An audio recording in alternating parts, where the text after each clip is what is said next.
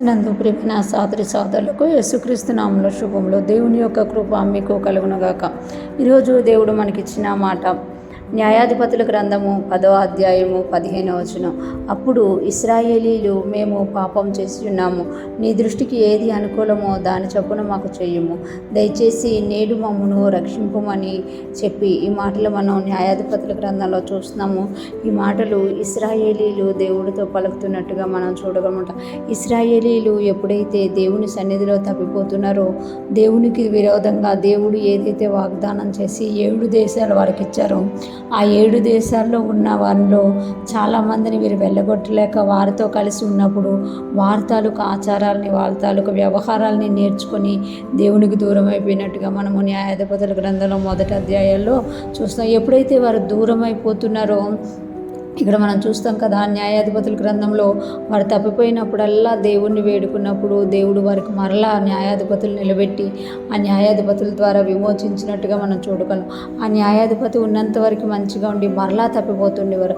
అలాగా ఇశ్రాయేలీలకి అదొక అలవాటుగా, అంటే న్యాయాధిపతి ఉన్నంత వరకు దేవునితో ఉండడం, న్యాయాధిపతి మరణించిన తర్వాత మరలా అన్య దేవతల వైపు తిరిగిపోవడం అయిపోతుంది. కనుక దేవుడు వారి విషయంలో ఆలోచన కలిగి ఉన్నప్పుడు ఇక్కడ మనం చూసుకుంటాం కదా, న్యాయాధిపతుల గ్రంథంలో ఈ మాట మనం చూస్తాం. అప్పుడు ఇశ్రాయేలీలు మేము తప్పు చేశాం కదా, అప్పుడు మేము పాపం చేసి ఉన్నాము, నీ దృష్టికి ఏది అనుకూలమో దాని చొప్పున మాకు చెయ్యము, అంటే నీ దృష్టికి ఏది అనుకూలమో దాని చొప్పున మాకు చెయ్యు అని ఇక్కడ అడుగుతున్నట్టుగా మనం చూడగలమాట. అంటే ఇశ్రాయేలీలు తమ పాపాన్ని ఒప్పుకుంటున్నారన్నమాట. ఎందుకు అనంటే వారికి శత్రువుల ఎదుటి నుండి వచ్చిన శ్రమ అంత అధికంగా ఉండడం వల్ల వాళ్ళు ఆ పాపాన్ని ఒప్పుకుంటున్నారన్నమాట. ఒప్పుకోవడమే కాకుండా నీ దృష్టికి ఏది అనుకూలమో దాని చొప్పున మాకు చెయ్యము, అంటే నీ దృష్టికి ఏది అనుకూలమో దాని చొప్పున చెయ్యు, అంటే ఏదో ఒకటి చేసి మమ్మల్ని రక్షించు, దయచేసి నేడు మమ్మల్ని రక్షింపుమని చెప్పి వేడుకున్నారంట దేవుడిని. అంటే వాళ్ళకు వెళ్తున్న ఆ శ్రమ ఎంత కష్టంగా ఉందో చూడండి.